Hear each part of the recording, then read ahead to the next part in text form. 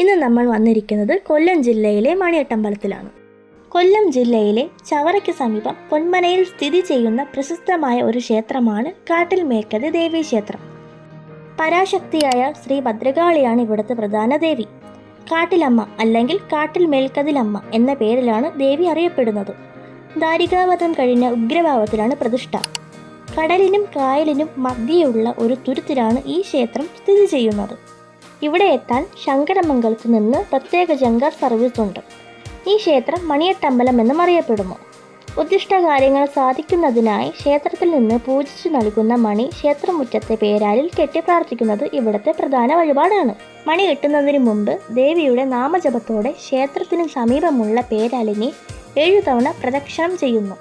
7ാമത്തെ പ്രദക്ഷിണത്തിൽ മനസ്സിലെ ആഗ്രഹം സമർപ്പിച്ചുകൊണ്ട് പേരാലിൻ്റെ കൊമ്പിലോ ചുമന്ന കയറുകളിലോ മണി കെട്ടുന്നു. വിശ്വാസികൾ 7 ദിവസമോ 7 ആഴ്ചയോ 3 തവണയോ വന്ന് മണി കെട്ടുന്നത് ഉചിതമാണെന്ന് കരുതുന്നു.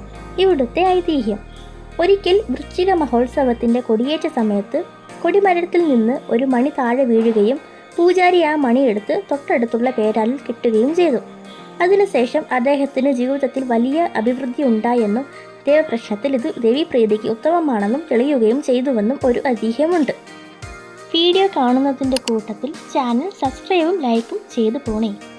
പേരാലിൽ മണി കെട്ടുമ്പോൾ ഉണ്ടാകുന്ന കിലുക്കം ദേവിയുടെ അടുത്തേക്ക് ഭക്തന്റെ പ്രാർത്ഥന എത്തിക്കുന്നു എന്നും വിശ്വസിക്കപ്പെടുന്നു.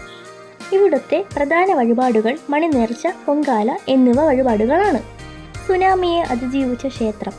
2004 സുനാമി ദുരന്തത്തിൽ പരിസര പ്രദേശങ്ങൾ കടൽക്ഷോഭത്തിൽ അകപ്പെട്ടിട്ടും ക്ഷേത്രത്തിന് കേടുപാടുകൾ സംഭവിച്ചില്ല എന്നത് ഇവിടുത്തെ ഒരു അത്ഭുതമായി ഭക്തർ വിശ്വസിക്കുന്നു.